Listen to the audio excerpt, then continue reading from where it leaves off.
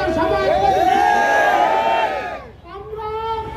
আমিরে জামাত ডাক্তার শফিউর রহমান ভাইকে আশ্বস্ত করতে চাই, ঢাকা 13 আসন জামাতকে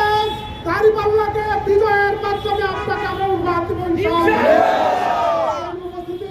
সেজন্য আমাদেরকে শ্রম গান একসাথে করে আমাদেরকে সময় দিতে হবে ইনশাআল্লাহ।